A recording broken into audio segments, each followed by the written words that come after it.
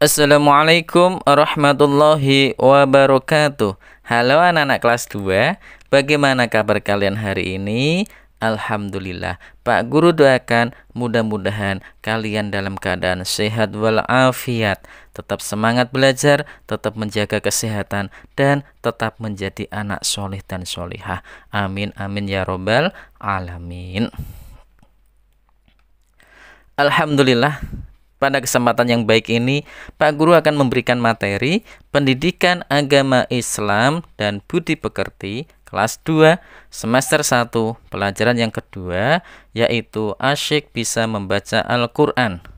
Pada pembahasan menghafalkan surah An-Nas dan pesan yang terkandung di dalam surah An-Nas.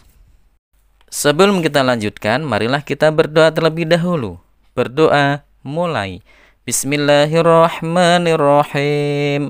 Rabbi zidni ilma warzuqni fahma. Amin ya rabbal alamin. Anak-anak, bagi yang baru bergabung di channelnya Pak Guru ini, silahkan klik subscribe dan tombol loncengnya agar kalian bisa selalu mengikuti video terbaru dari Pak Guru selanjutnya. Anak-anak, pembahasan yang pertama adalah menghafalkan surah An-Nas. Menghafalkan surah An-Nas itu mudah sekali anak-anak. Sangat mudah apabila anak-anak ada kemauan, anak-anak semangat untuk berusaha bisa menghafalkan surah An-Nas. Pasti Allah akan memberikan kemudahan kepada anak-anak semuanya. Sangat mudah ya anak-anak ya. Iya, alhamdulillah sangat mudah karena anak-anak rajin mengaji. Ya, Pak Guru doakan semoga kalian semuanya menjadi anak yang soleh dan solihah karena rajin mengaji, rajin belajar ya kan, dan menjadi anak yang cerdas. Amin ya robbal alamin. Anak-anak, cara menghafalkan surah An-Nas itu sangat mudah. Caranya adalah kalian menghafalkan dari ayat per ayat.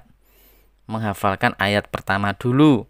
Setelah ayat pertama hafal, anak-anak bisa melanjutkan ke ayat yang kedua.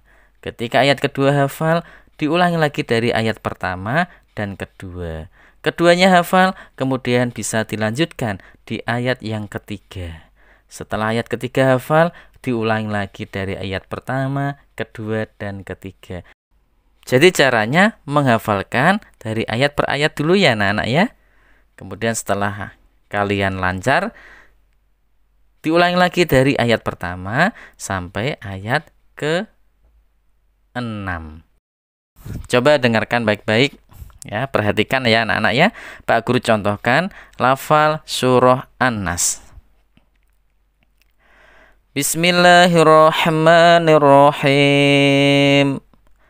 Qul a'udzu birabbin nas, malikin nas, ilahin nas, min syarril waswasil khannas, alladzi yuwaswisu fi sudurin nas, minal jinnati wan nas. Shadaqallahul azim. Begitu ya anak-anak ya. Ya, nanti di rumah kalian bisa mempraktekkan, bisa berlatih dengan apa yang dicontohkan Pak Guru ini. Insya Allah dengan niat yang sungguh-sungguh, niat ingin bisa menghafalkan surah An-Nas, Allah akan memberikan kemudahan kepada anak-anak semuanya. Amin ya robbal alamin.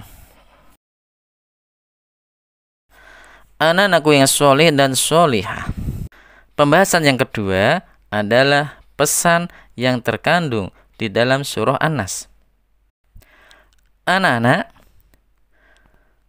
sebelum Pak Guru menyampaikan isi pesan yang terkandung di dalam surah An-Nas, Pak Guru akan menyampaikan arti surah An-Nas ayat 1 sampai 6 ya.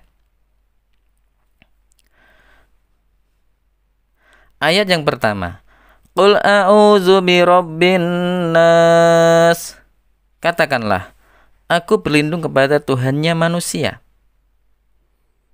Ayat yang kedua, Malikin nas, raja manusia. Ayat yang ketiga, Ilahin nas, sembahan manusia. Ayat yang keempat, Min syarril waswasil khannas, dari kejahatan bisikan setan yang bersembunyi. Ayat yang kelima, Alladzi yuwaswisu fi sudurin nas, yang membisikkan kejahatan ke dalam dada manusia.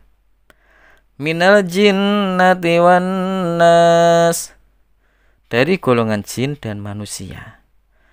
Jadi, pesan yang terkandung di dalam surah An-Nas berisi tentang perintah kepada manusia, kepada kita semuanya, agar berlindung kepada Allah Subhanahu wa ta'ala. Berlindung dari apa?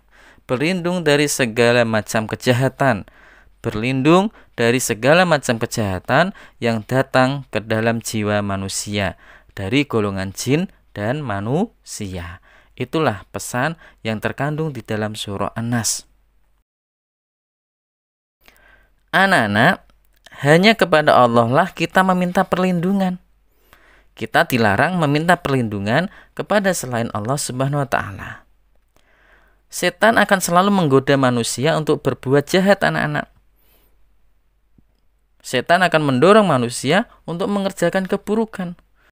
Dan kita dianjurkan untuk membaca surah An-Nas agar mendapat perlindungan dari Allah Subhanahu wa ta'ala dari godaan setan. Paham ya anak-anak ya? Alhamdulillah. Dan surah An-Nas ini bisa dibaca ketika anak-anak sholat dan ketika anak-anak mau tidur. Sebelum tidur, selain membaca doa mau tidur, anak-anak juga bisa membaca surah An-Nas, surah Al-Falaq, dan surah Al-Ikhlas. Agar apa anak-anak? Agar mendapatkan perlindungan dari Allah Subhanahu wa ta'ala. Anak-anakku yang soleh dan solihah, setelah anak-anak mempelajari pesan yang terkandung di dalam surah An-Nas, sikap kalian adalah kalian harus selalu memohon perlindungan kepada Allah Subhanahu wa ta'ala dengan selalu berdoa, seperti ketika sakit dan ketakutan. Anak-anak memohon perlindungan kepada Allah Subhanahu wa ta'ala. Itulah sikap anak-anak yang harus dilakukan ketika anak-anak sudah mempelajari pesan yang terkandung di dalam surah An-Nas itu. Paham ya anak-anak ya? Alhamdulillah. Anak-anakku yang soleh dan solihah, demikianlah pembelajaran tentang menghafalkan surah An-Nas dan pesan yang terkandung di dalam surah An-Nas. Semoga bermanfaat untuk anak-anak kelas 2 dan anak-anak harus tahu bahwa anak-anak harus selalu meminta perlindungan kepada Allah Subhanahu wa ta'ala.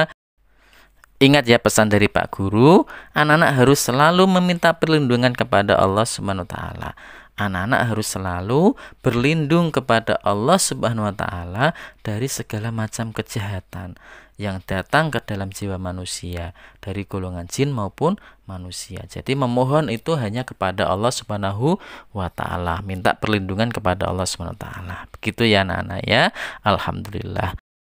Marilah pembelajaran ini kita akhiri dengan membaca hamdalah bersama-sama. Alhamdulillahirabbil alamin.